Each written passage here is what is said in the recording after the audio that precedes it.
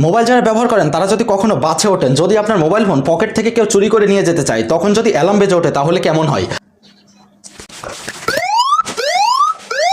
অথবা ধরুন mobile phone চার্জে বসিয়ে রেখেছেন, চার্জ থেকে খুলে কেউ চুরি করে নিয়ে যেতে চাচ্ছে, তখনও যদি অ্যালার্ম বাজে তাহলে কেমন হয়?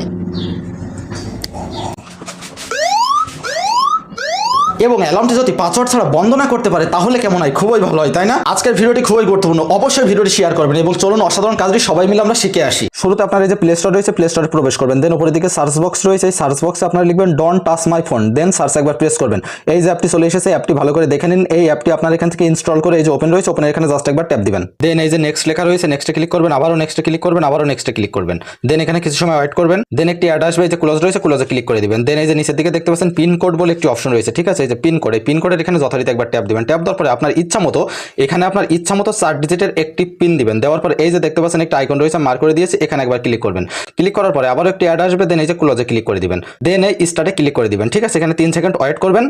ওয়েট করার পরে ফোনটা ধরুন আমি এখানে এইভাবে থুয়ে ফোনটা এখানে রেখে দিলাম। চোর যখন হাত দিয়ে ফোনটা আমার নিয়ে যেতে চাবে, এই যে দেখুন অ্যালার্ম বাজছে। এখন চোর কিন্তু এটা বন্ধ করতে পারবে না যতক্ষণ না আপনি ওই পাসওয়ার্ডটা দিয়েছিলেন, ওই পাসওয়ার্ডটি যতক্ষণ না পর্যন্ত এখানে দিতে না পারবে ততক্ষণ কিন্তু এটা বন্ধ হবে না। আপনি যে পাসওয়ার্ডটি দিয়েছেন ওই পাসওয়ার্ডটি চোর দিলেই তাই বন্ধ হবে। আর চোর তো ওই পাসওয়ার্ডটি জানবে না, সুতরাং বন্ধ করতেই পারবে না। That's it.